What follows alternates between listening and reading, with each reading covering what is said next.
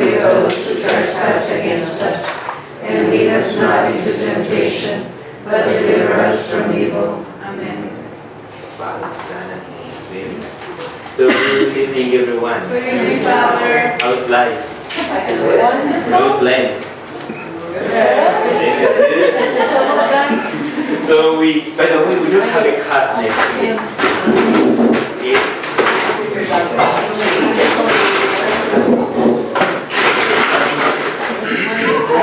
Holy Thursday. Yes, so there will be. Okay. So on that note, I will urge you, okay, because unfortunately, what I have seen is that the Easter liturgies, Holy Week, sometimes is not taken very serious. People wait for Easter Sunday. They say, oh, Easter. But Easter week has, Holy Week has, we call it a triduum, meaning three. Okay? A triduum. So, we have three important days. One is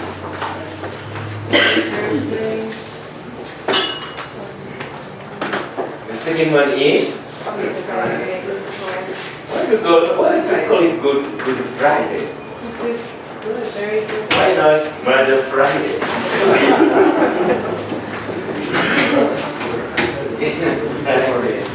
And then number three. Holy Saturday. Let's get Holy Eve. The word Easter is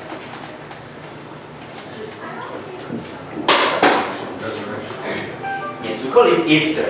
That's the but it's so Passover. And we Easter, basically Sunday, we'll have the Easter vigil. And then this leads into Easter Sunday. So, please, if there is nothing serious that would prevent you from attending these liturgies, please do so. And Nick, you came back. Nick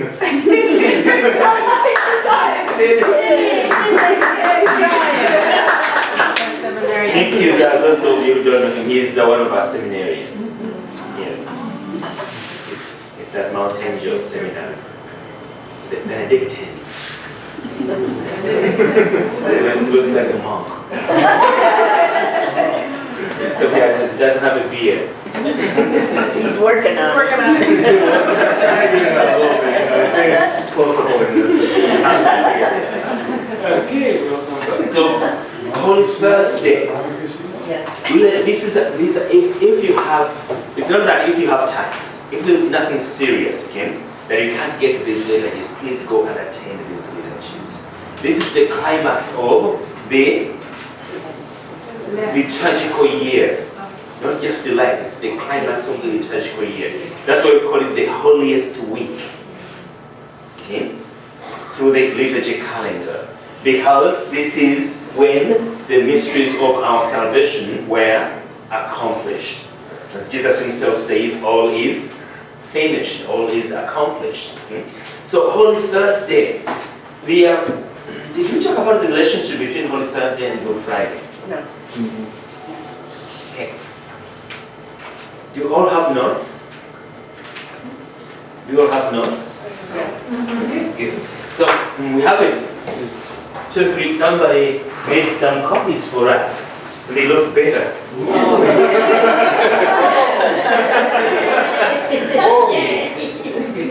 Yes, so this is very significant. Some people minimize Good Friday and say, oh, there is no Mass. Losing their own point. Okay?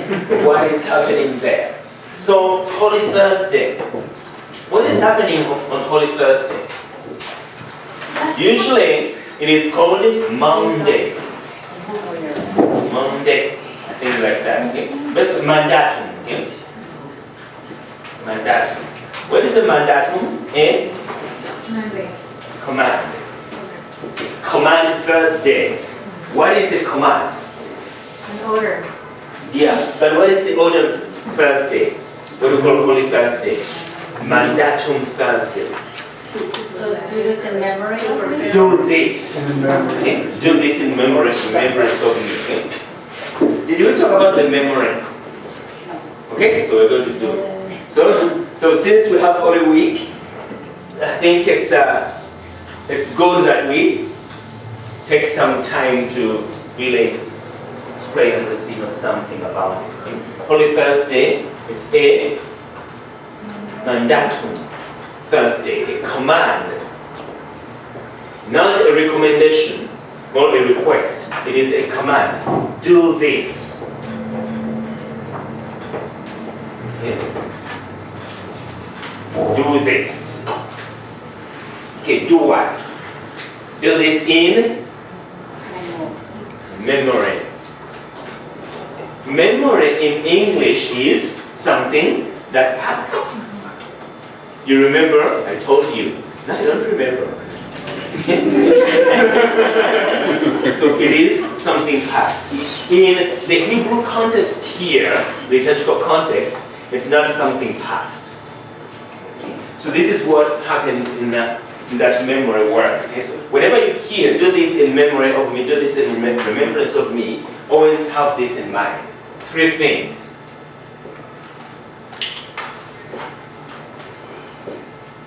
Number 1 is what we call the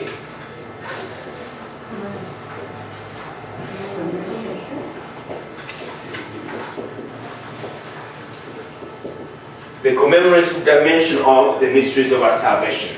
That actually what Jesus is commanding us to do actually happened in space and time. He did it because he became incarnate. So it's not like a myth or whatever some people think, oh, he actually did it. So we commemorate what he did. Okay? But because what he did, okay, these are significant things. Okay?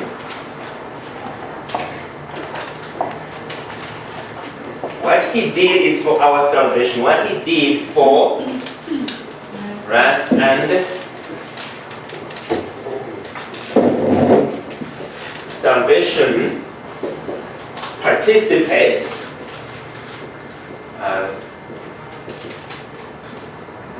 in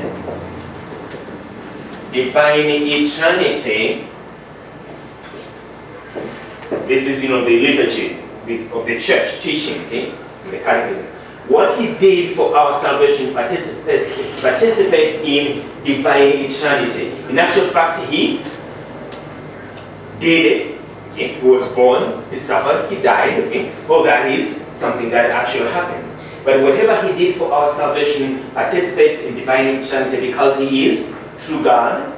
Therefore, it does not pass away. It doesn't pass away. Therefore, because it doesn't pass away, we have the demonstrative dimension of the liturgy. The demonstrative dimension means that what he did, because it participates in divine eternity, and therefore it doesn't pass away, it is his hour that does not pass away, therefore it is actually happening. That's the demonstrative. It happened, and by the power and action of the Holy Spirit, it is happening now. Because it participates in divine eternity, therefore what he did for our salvation does not pass away. That's why we call him our eternal high priest. Okay? It doesn't pass away. So that's why when we celebrate the liturgy, as we're going to see on Holy Thursday, because these things are so interconnected. Okay? Holy Thursday, what would we have? We have 3 things. We have the priest. Okay? And the priest is Jesus the Christ. We have the Lamb. The Lamb is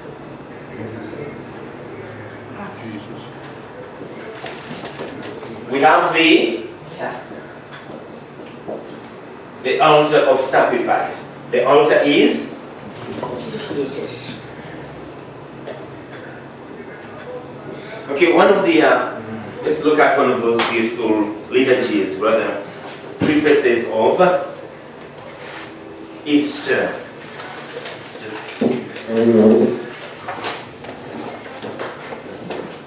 These are the liturgy is so beautiful. See?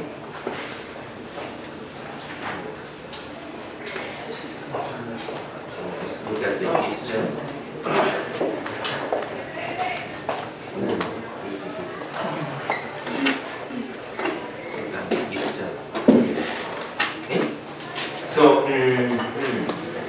So one of them is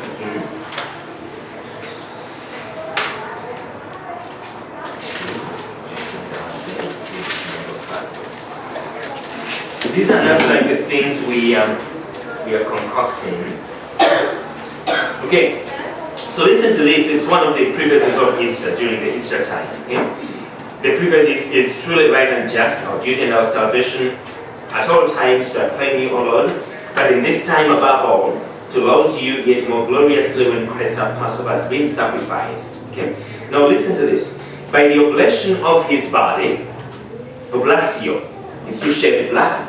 It's actually a sacrifice. By the oblation of his body, he brought the sacrifices of old to fulfillment in the reality of the cross.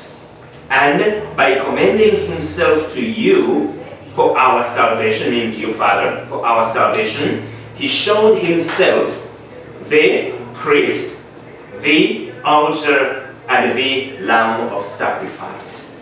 He showed himself to be the priest, the altar, and the lamb of sacrifice. Christ is the altar. The altar is the cross. The cross is identified liturgically with Jesus Christ. That's why on Good Friday, what do we do? We adore them. We Adore the cross. we celebrate or do we adore? We adore them. What do we do? We adore.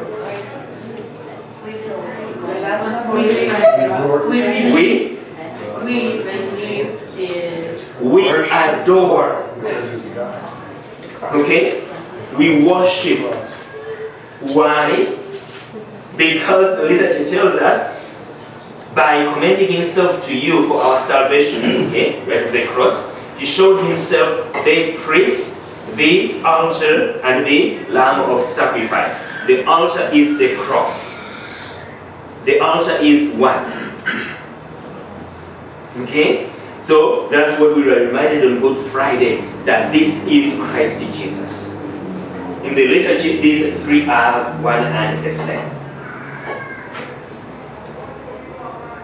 Okay? So that's the importance of the altar. The altar is the cross. The liturgy tells us. Okay? I'm not making it up. Okay? So that is a very, very important thing. Okay? So on Holy Thursday, remind me, we're going to relate Holy Thursday to Good Friday. Jesus Christ is the priest, the lamb, and the altar of sacrifice. Okay? So before we go to C, let's because we are explaining the demonstrative, it's actually happening. Okay? So what happened on Holy Thursday is the very same thing that happened on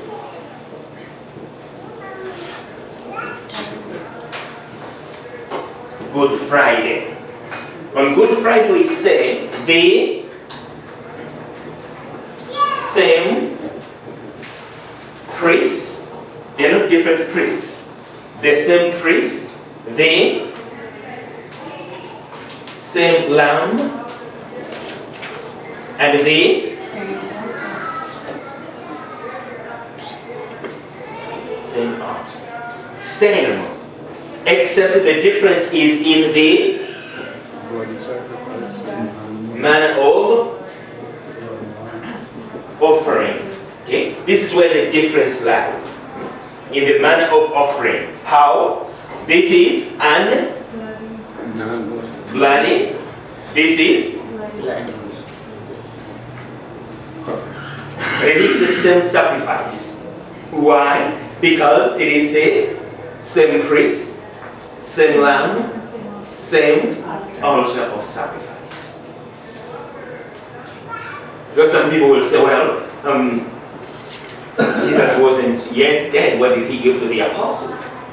Was it actually his body?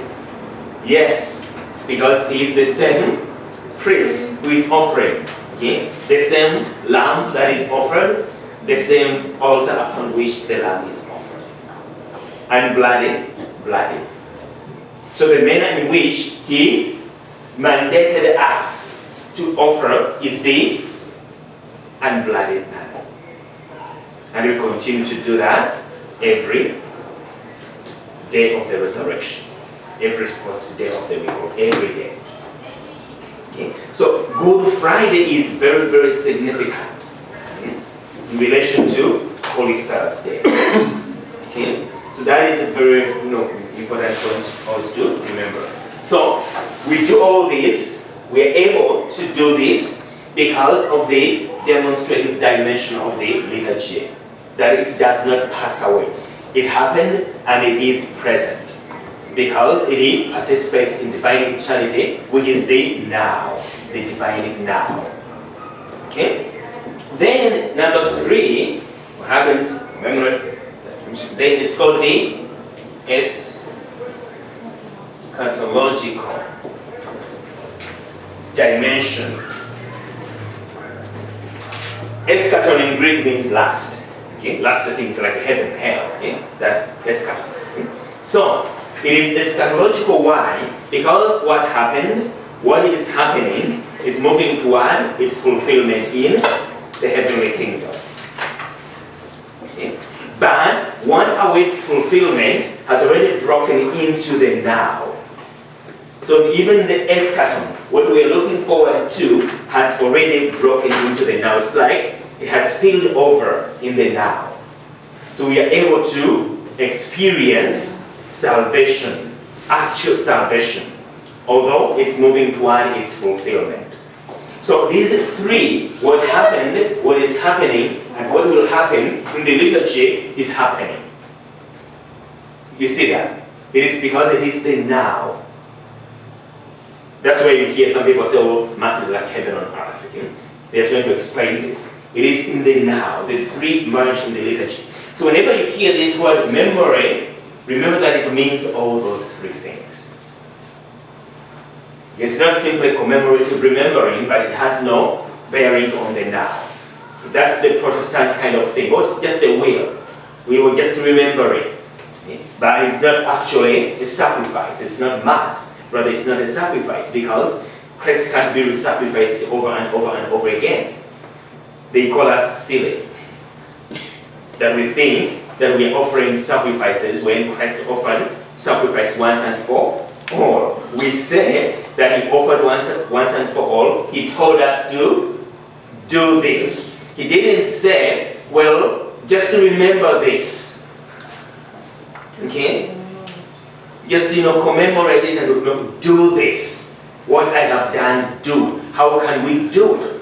We can do it because it participates in the divine now. It doesn't pass away. And by the power and action of the Spirit, it's actually here with us. Okay? So memory, do this in remembrance of me. Commemorative, demonstrative, and eschatological.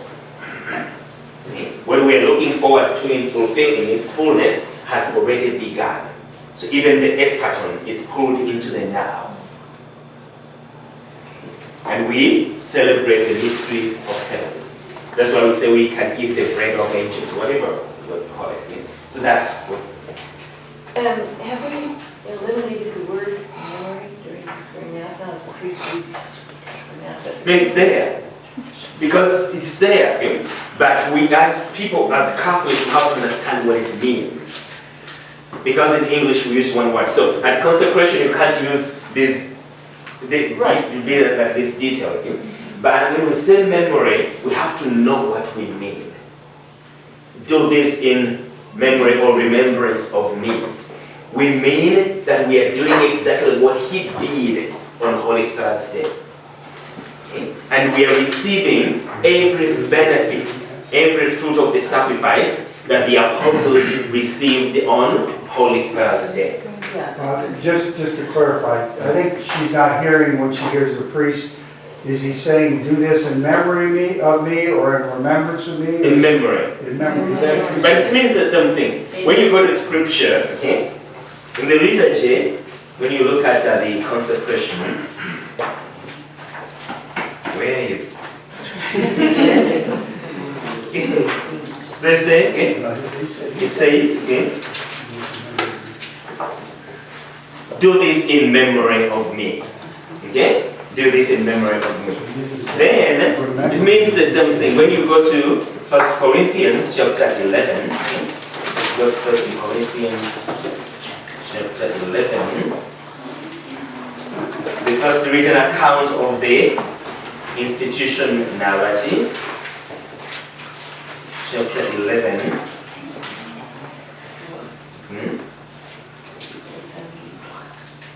Chapter 11, let's read from verse 23.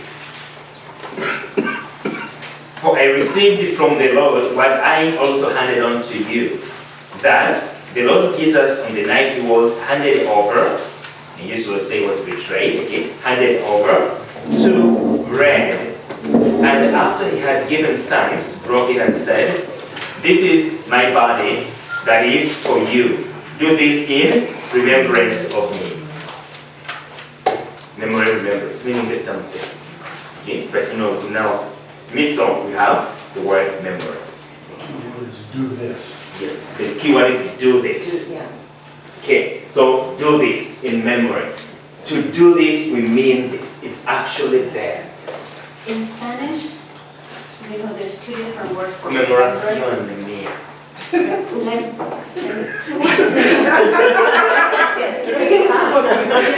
clear. Yes. It says, memory. Hagan esto en memoria mía. Yes. But remembrance means something totally different. Remembrance means recordar, which means to bring back, to recall back to To your recall, mind. yes. Yeah, so that's why, sometimes meaning is lost in translations. But now in the new Spanish, whatever, I see conmemoración de mí.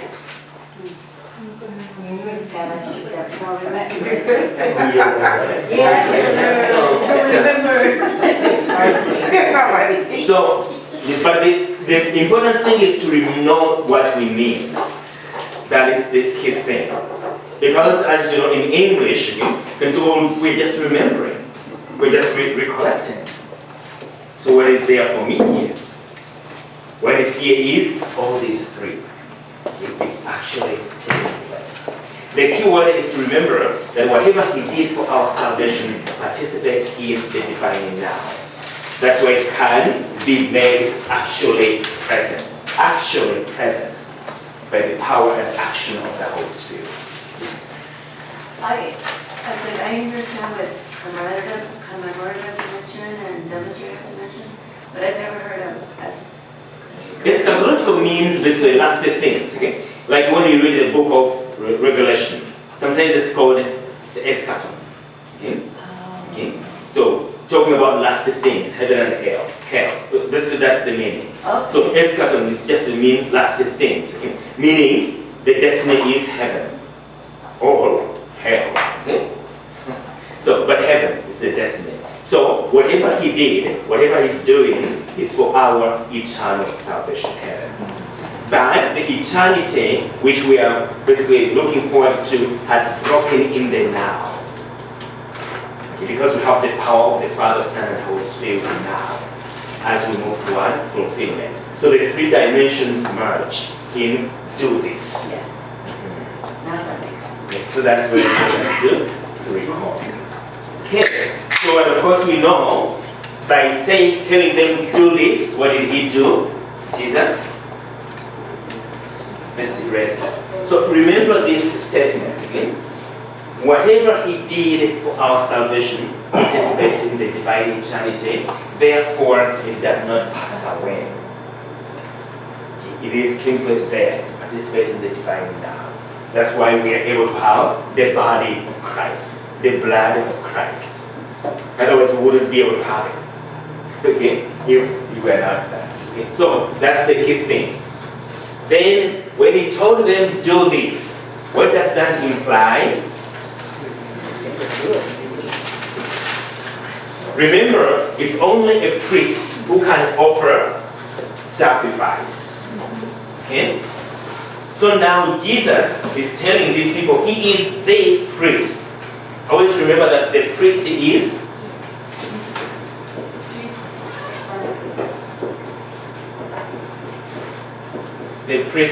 one. Okay?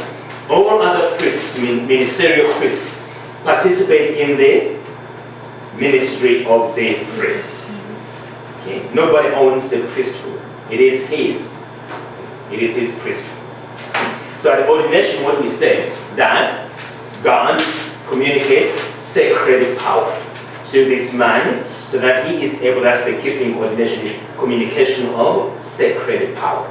Okay? That the man can act in the person and the name of Jesus.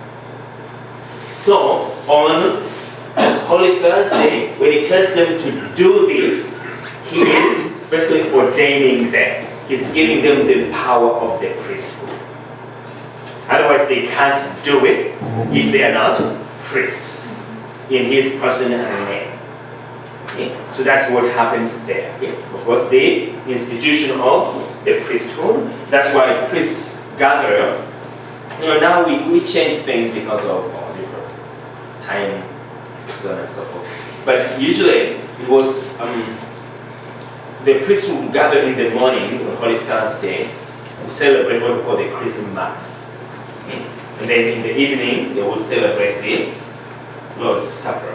But now the Christmas in many dioceses has been moved to Tuesday because of time constraints. If a priest is coming from Tonga to come to the cathedral, then when is he going to go back and celebrate Mass in the evening? So it's that kind of thing.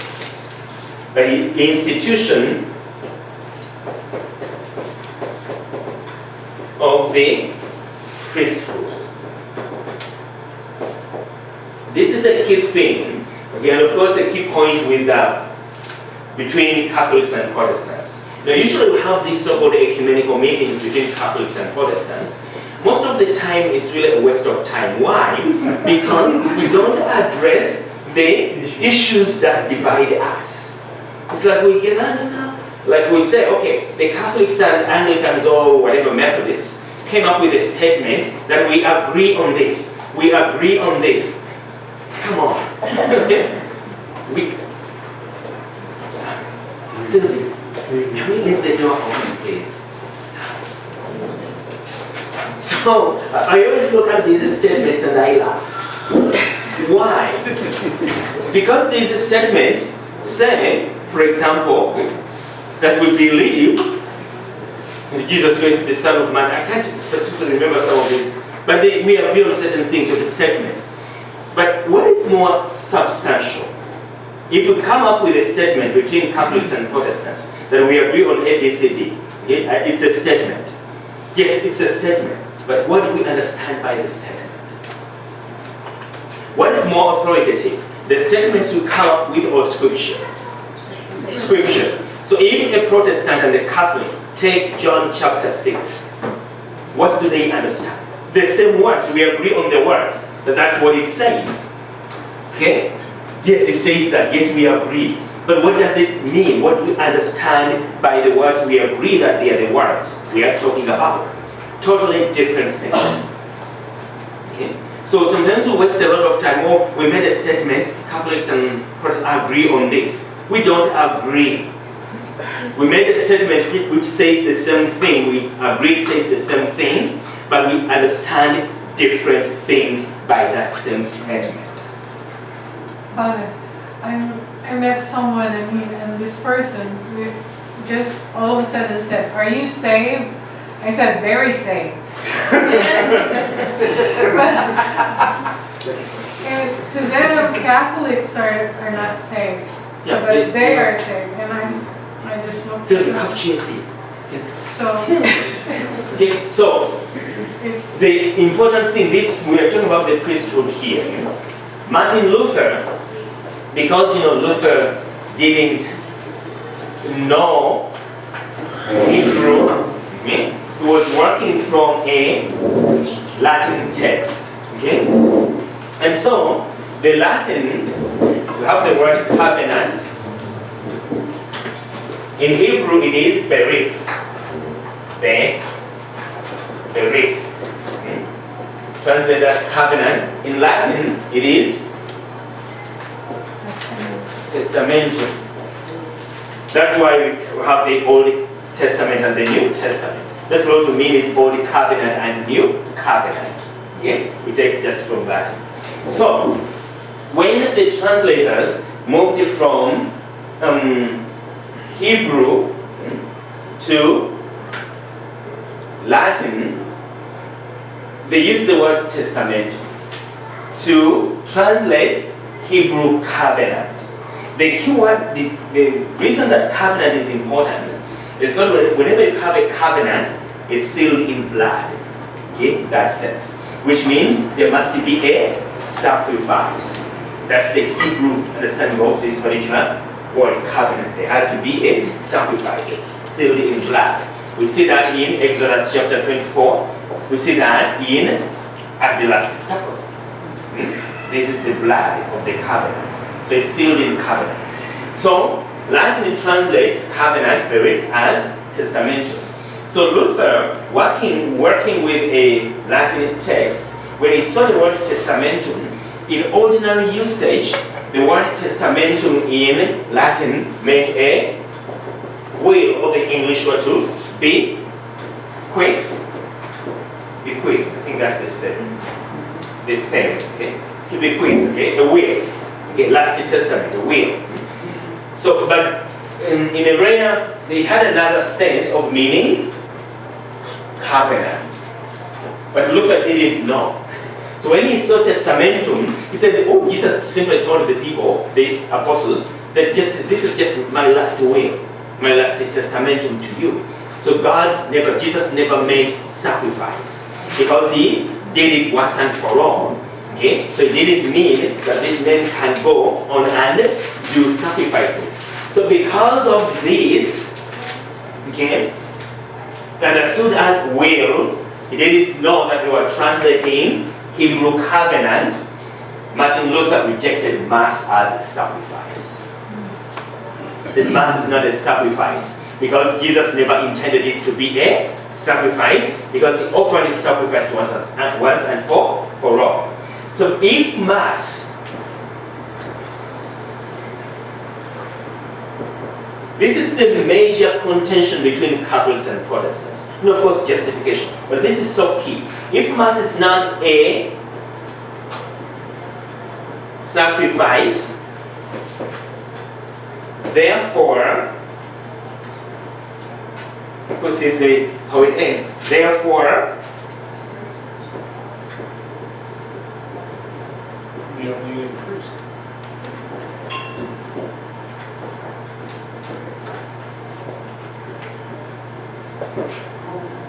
it's that simple. There's nothing to offer. So you don't need the priesthood. What is the priesthood for? Yes. Now be careful, somebody doesn't misunderstand. That's what the Protestants are saying. Yes. That's not what the Catholic. No, this is Martin Luther.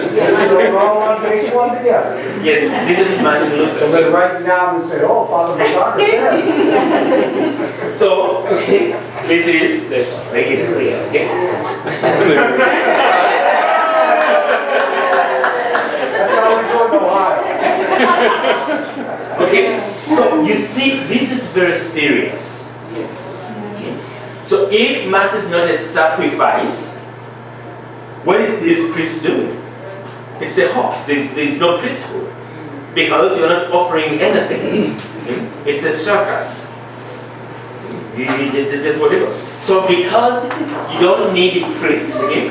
So because it's just a will, anybody, the Christian community can choose when we gather, okay, you now preside over the remembrance. Because you don't need a ministerial priest, because it's not a sacrifice. Okay? So then Bishop Cranmer was a Catholic bishop, but he moved to break off with Luther. He took from remember that even if a bishop becomes a heretic. Okay? But it doesn't tamper with the administration of sacraments as the church does it. He continues to administer sacraments validly, although illicitly. Wow. Okay? So that's why you have to be very careful who you ordain a bishop. That's number one. Okay? Okay, because when he breaks away, he can still do things that he can ordain men. And if he uses the right, proper form and matter, okay, the ordination is valid, although illicit. Okay? Okay. So, Cranmer would have continued to ordain priests in the Anglican Protestant Church.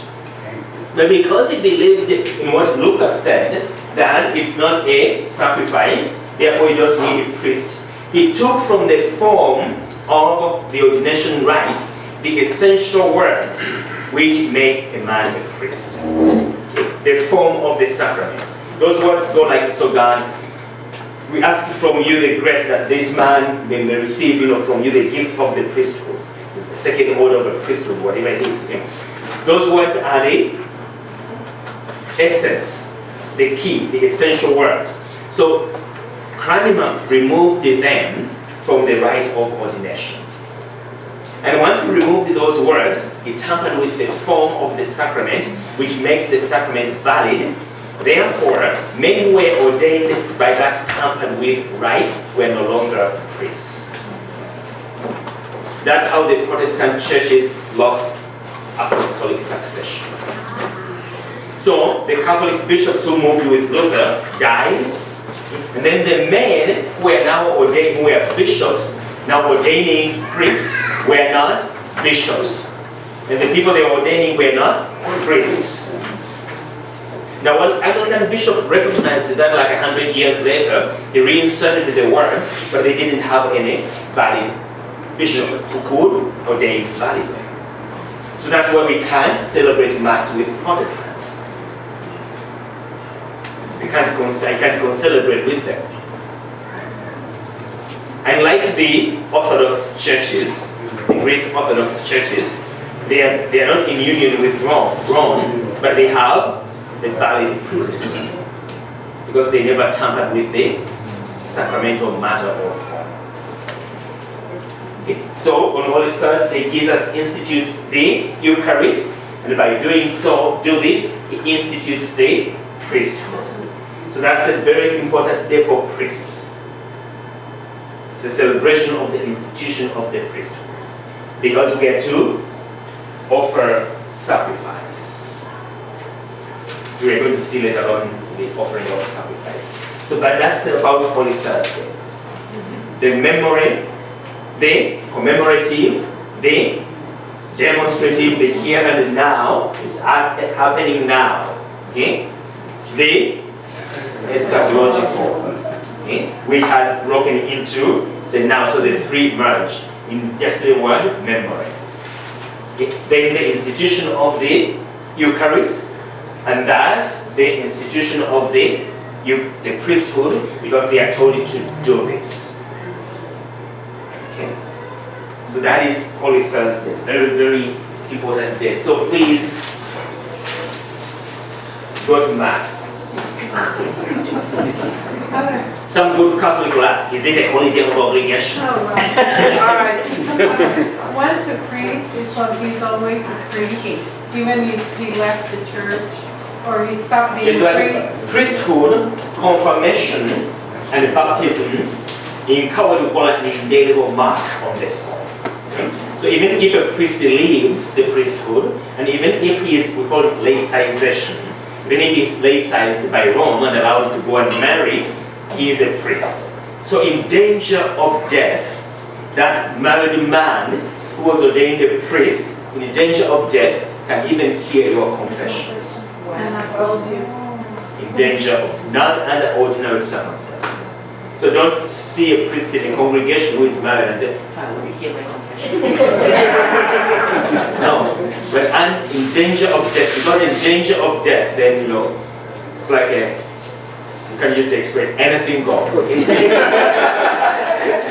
Because the church is so grateful for salvation, to the salvation of souls, so in danger of death, even a lay-sized priest can hear confession, the confession of son of God. Okay.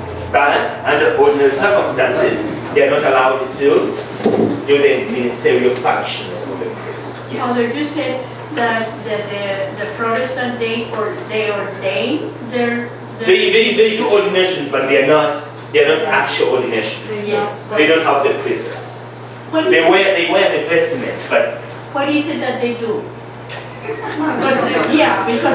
it's the same thing when they celebrate the Eucharist.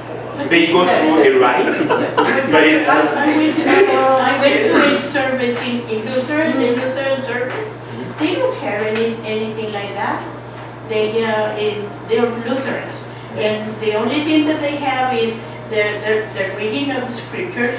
well, usually they have like what they call the Eucharist once a month. Once a month Yes, they something have like the little croutons like Yes, that. but what we need to know, what we need to remember is this, that many of those brothers and sisters in those ecclesial communities, it's not any fault of their own. They are born into these ecclesial communities, and that's all they know. And some of them, with the little they know, we have the fullness, okay? They have, elements, okay? But some of them do better with what they have than some of us who have the fullness. Now, like me, I wanted to find out what it was like. So I went and they said, everybody got up, my friends got up to receive, the little croutons and the little You don't do that. container of grace. But I got it. I went and I got it to see what it did. It just tastes like crouton. You didn't know. You shouldn't have gone. You don't go there because it's not the Eucharist. Did I see? You have to go to confession. I already did.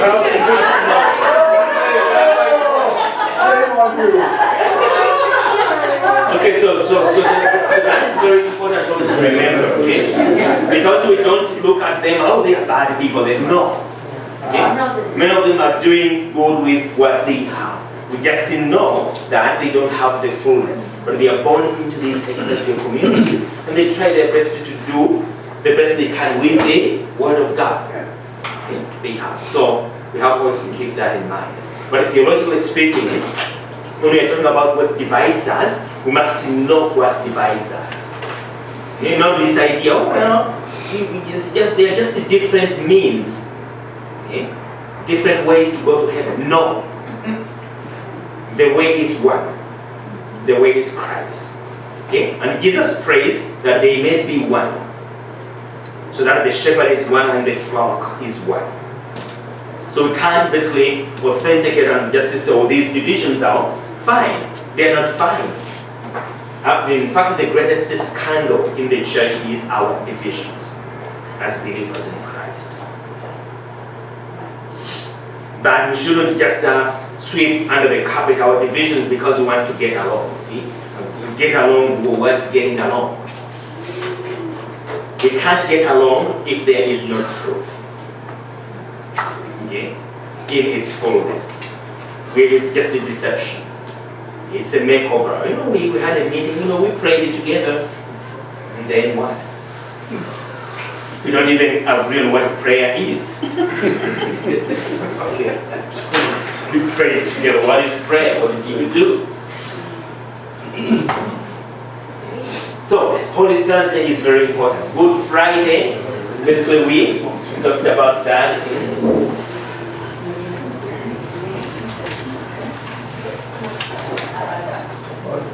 Good Friday, we say, what happened on Holy Thursday happens on Good Friday in a bloody way. Bloody manner.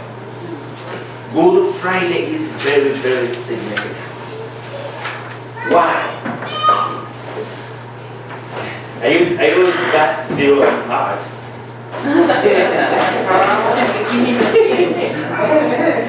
I can't even draw a line. Okay, so Good Friday. We have Jesus on Jesus on the cross. What is happening there? What is Jesus accomplished? Something very, very simple.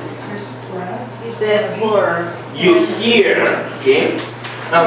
Nick, look up the text again, which is, and the text is, he became perfect through what he suffered. And when he was perfected, he became,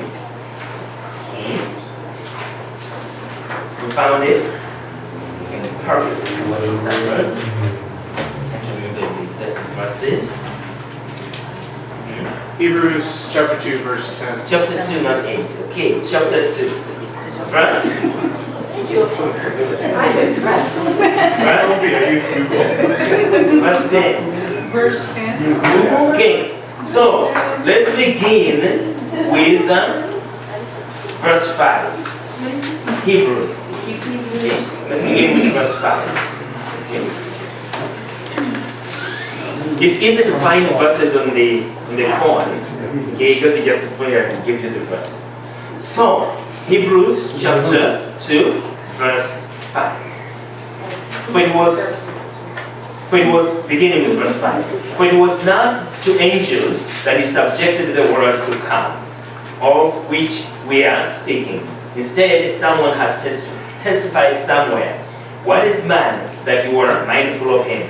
Or the Son of Man that you care for him? You made him for a little while lower than the angels. You crowned him with glory and honor, subjecting all things under his feet. This is reminiscent of what? Psalm 8. The glory of the human being. Okay? That's from Psalm 8. Now listen to these words.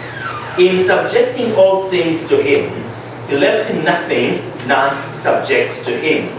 Yet, at present, we do not see all things subject to him. But we do see Jesus crowned with glory and honor because he suffered death. He who for a little while was made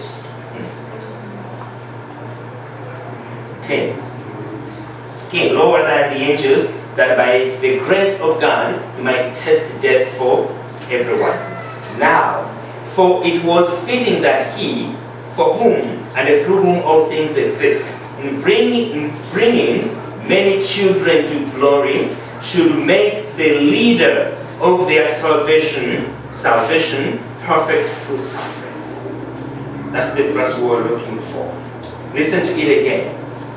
For it was fitting that he, for whom and through whom all things exist, in bringing many children to glory, should make the leader of their salvation